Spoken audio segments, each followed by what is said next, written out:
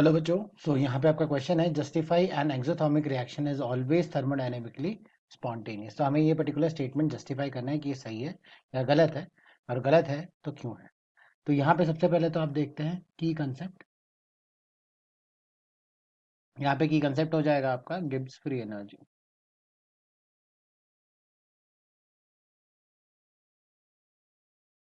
हम यहाँ पे अगर गिब्स फ्री एनर्जी के बारे में जानते हैं तो हम यहाँ पे ये बता पाएंगे कि स्पॉन्टेनियस है या नहीं है। तो यहाँ पे आप देखते हो कि आपका जो डेल्टा जी होता है ये होता है आपके equal to delta H minus T delta S के। यहाँ पे अगर आप देखोगे डेल्टा एच जो आपका चेंज इन एंथैल्पी है, डेल्टा एस जो है चेंज इन एंट्रोपी है, टी आपका टेम्परेचर है यहाँ पे। तो अब इस पर्टिकुलर केस में हमें जो है अलग अलग तरीके से जो है देखना है कि आपके क्वेश्चन में दिया क्या है और फिर एनालाइज करना। तो यहाँ पे अगर हम गिवन इन्फॉर्मेशन लिखें तो आपका यहाँ पे डेल्टा जी जो है, डेल्टा एच जो है वो आपका दिया है लेस देन जीरो, क्योंकि यहाँ पे क्वेश्चन में दिया है कि वो आपका जो है एक्सोथर्मिक रिएक्शन है। अब सिंस वो एक्सोथर्मिक रिएक्शन है तो यहाँ पे हमने डेल्टा एच को जीरो लेस देन जीरो माना है, और हमें चाहिए कि वो थर्मोडायनेमिकली स्पॉन्टेनियस हो। इसका मतलब ये निकलता है कि आपका जो डेल्टा जी है लेस देन जीरो है, और ये कहाँ से आ रहा है, ये आ रहा है कि वो थर्मोडायनेमिकली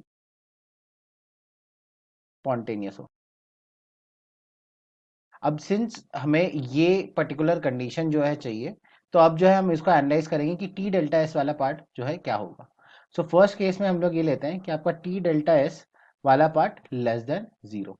अगर ये पार्ट लेस देन जीरो होगा तो आप यहाँ पे क्या कहोगे इस पर्टिकुलर क्वेश्चन में, तो आपका डेल्टा जी है इक्वल टू आपका डेल्टा एच और यह है माइनस टी डेल्टा एस। सो यहाँ पे दो पार्ट है, पहला ये जहाँ डेल्टा एच, तो ये एक्सोथर्मिक रिएक्शन है तो ये तो लेस देन जीरो है, तो इसका मतलब ये आपका क्या है, नेगेटिव है। बट आपका टी डेल्टा एस पार्ट यहाँ पे जो है आपका लेस देन जीरो लिया है, इसका मतलब ये होल पार्ट जो है आपका क्या आ सकता है, ये आपका पार्ट क्या आ जाएगा, पॉजिटिव आ जाएगा। सो इसका मतलब कॉम्बिनेशन जो आपका नेगेटिव और पॉजिटिव रहेगा, सो दैट डजंट गारंटी कि आपका डेल्टा जी भी जो है आपका नेगेटिव ही आ रहा है, राइट। सो यहाँ पे हम लिखेंगे, यहाँ पे हम ये कंक्लूड करेंगे इस वाले केस में कि आपका अगर T delta S less than zero हुआ, so then that means delta G can be negative और कैन बी पॉजिटिव और कैन बी जीरो। सो ये पूरा का पूरा डिपेंड करेगा कि आपका टी डेल्टा एस की वैल्यू क्या आई है कंपेयर टू डेल्टा एच। तो यहाँ पे कोई भी हमारी गारंटी नहीं है। बट अगर हम सेकेंड केस लें, यहाँ पे हमने लिया था जहाँ पे आपका था T delta S less than zero.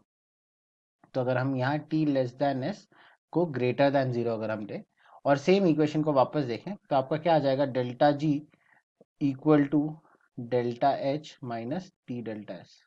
अब यहाँ पे अगर हम ध्यान से देखें ये वाला पार्ट जो है आपका नेगेटिव है, राइट। यहाँ से ये वाला पार्ट जो है हमने ग्रेटर देन जीरो लिया है, आपका ये होल पार्ट जो है आपका क्या आ जाएगा, नेगेटिव आ जाएगा। दैट मीन्स यहाँ पे हमारी गारंटी क्या हो जाएगी, आपकी डेल्टा जी जो है हमेशा आपका जो है लेस देन जीरो होने वाला है। दैट मीन्स इसमें हमेशा स्पॉन्टेनियस प्रोसेस होगा। अब सिंस यहाँ पे स्पॉन्टेनियस प्रोसेस है तो ये आपके जो है एक्सोथर्मिक रिएक्शन के लिए अगर आपका T delta S greater than zero तभी जो है आपका स्पॉन्टेनियस होने वाला है। तो हम यहाँ पे कहते हैं कि having exothermic reaction doesn't guarantee thermodynamical spontaneity, right. यहाँ पे आपका एक्सोथर्मिक रिएक्शन कोई भी गारंटी नहीं देता है, और यहाँ पे हेंस हमने जो है जस्टिफाई कर दिया हमारा जो गिवन क्वेश्चन था। So I hope you have understood the explanation. All the best.